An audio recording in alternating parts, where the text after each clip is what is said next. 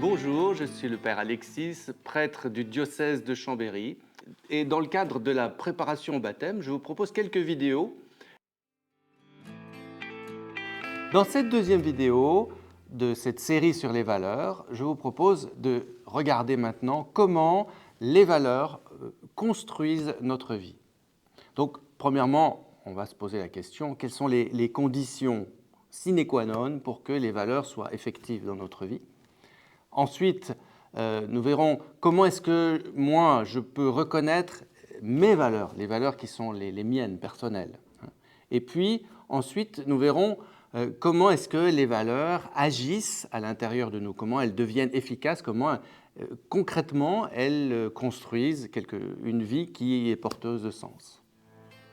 Donc, premièrement, quelles sont les conditions pour que, effectivement, je puisse les découvrir et puis qu'elles puissent travailler dans ma vie et me permettre de construire?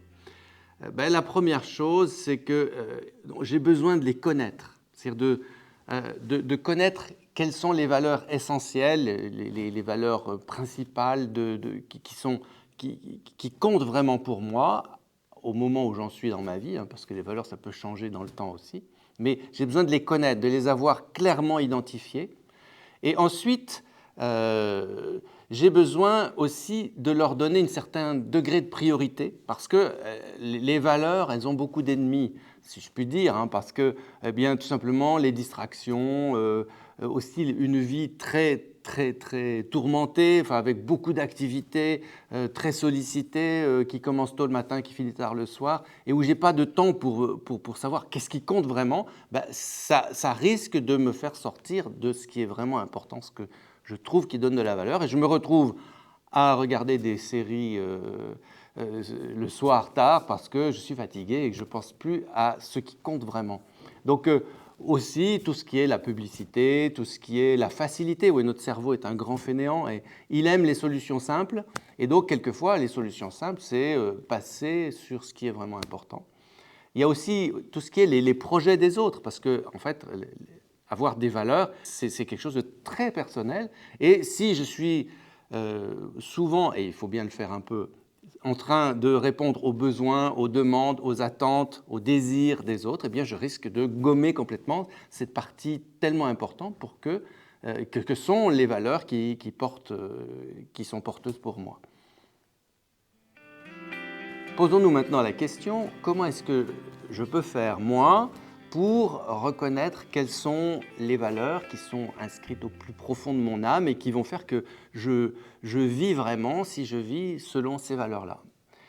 La première chose qu'il faut remarquer, que c'est une question qui compte, qui parle du fond de l'âme. Autrement dit, ça implique un retour sur soi. C'est-à-dire une sorte d'introspection, d'une certaine façon. C'est-à-dire de relire dans les événements de ma vie quels étaient les super événements qui me tiennent encore à cœur et qu'est-ce qui était tellement important dans ces événements. La question qu'on peut se poser, pendant que je vivais ça, qu'est-ce qui était vraiment important pour moi? Et la réponse à cette question-là, c'est toujours ou presque une valeur.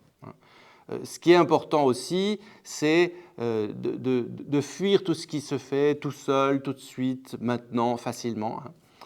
Il y a donc un aspect très important de retour sur soi. Alors on peut se poser une autre question, c'est si je fais comme ça cette espèce d'exercice d'imagination, si je me retrouve à la fin de ma vie, alors je sais que ce n'est pas forcément agréable pour tout le monde, mais en fait, c'est sûr qu'on y arrivera tous un jour, je me retrouve à la fin de ma vie, je regarde tout ce que j'ai vécu dans ma vie et je me demande de quoi est-ce que je serais vraiment fier. C'est autrement dit, qu'est-ce qui a vraiment de la valeur et qu'est-ce qui, à la fin de ma vie, c'est-à-dire que mon compte en banque, je ne l'emmènerai pas dans l'au-delà, il y a plein de choses que je suis obligé de laisser, et qu'est-ce qui compte vraiment?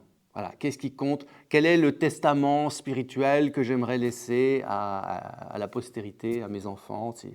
Et donc ça peut être une autre façon de découvrir qu'est-ce qui compte vraiment, quelles sont les valeurs qui me touchent.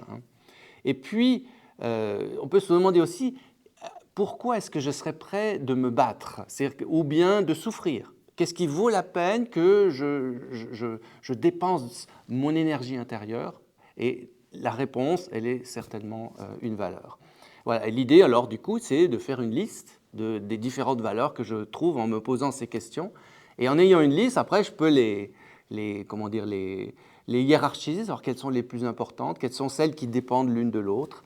Et ça permet comme ça de définir un groupe de, allez, 5, 6, 7 valeurs qui sont vraiment des valeurs directrices de ma vie à l'instant où j'en suis.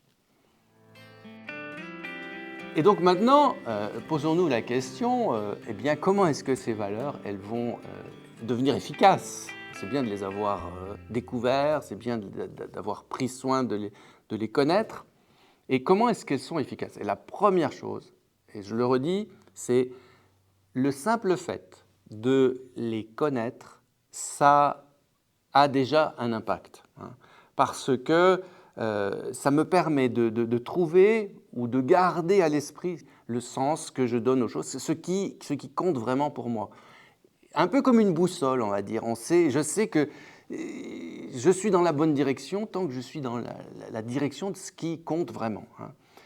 L'autre point qui est pas négligeable, c'est que lorsque je vis des difficultés, qu'elles soient personnelles, qu'elles soient relationnelles, qu'elles soient aussi professionnelles, financières même, hein, quand je vis des moments comme ça, un peu de crise, de perturbation, euh, si je sais ce pourquoi je suis prêt à souffrir, comme on disait il y a un instant, ça compte beaucoup parce que du coup, je peux tenir davantage dans une période difficile, dans une épreuve, si je sais, comment dire, vers où je vais, dans quelle direction je marche. Hein.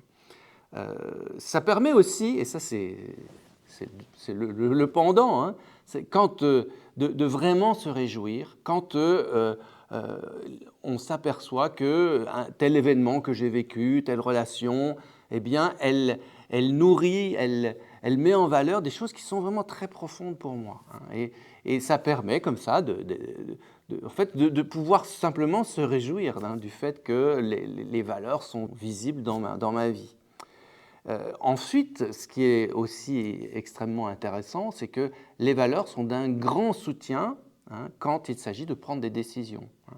Et je me souviens d'un jeune couple qui me disait, donc c'est des gens qui ont décidé donc, pour vivre de travailler tous les deux en Suisse, donc tout près d'ici. Hein. Sauf que ça fait quand même des distances, de grandes distances. Alors l'intérêt, c'est que vous comprenez, en Suisse, le salaire est plus élevé. Mais on a calculé, il faisait presque 1000 km, à tous les deux, hein, il faisait presque 1000 km par semaine juste pour aller travailler. Et bien entendu, alors au bout d'un mois, en réfléchissant, il me disait, mais finalement, peut-être qu'aujourd'hui, si on devait prendre cette décision, on choisirait, on ferait autrement.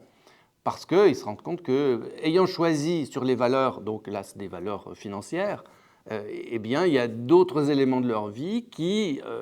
la vie familiale est réduite à la portion congrue et puis ils passent un temps fou sur la route. Et donc ils se sont rendus compte que par rapport à des valeurs familiales, le choix qu'ils ont fait les faisait souffrir. Et donc, vous voyez, quand on prend un choix, c'est très important de savoir quelles sont les valeurs essentielles, qu'est-ce qui compte vraiment. Et du coup, ça permet de renoncer à certaines choses pour choisir certaines autres. Voilà. Donc je pense que ça, c'est extrêmement important. Alors, le fruit, la cerise sur le gâteau, si vous voulez, à ce moment-là, c'est que quand je vis, je me réjouis, je peux tenir dans l'épreuve et aussi je prends des choix qui sont éclairés par les valeurs. Ce qui se construit, au fond, c'est l'estime de soi se construit parce que on reconnaît que je ne suis pas seulement comme, vous voyez, le jeu des forces de ce monde, mais je suis vraiment en train de construire quelque chose qui a de la cohérence, qui a de la... Et donc, ça permet de construire une belle estime de soi.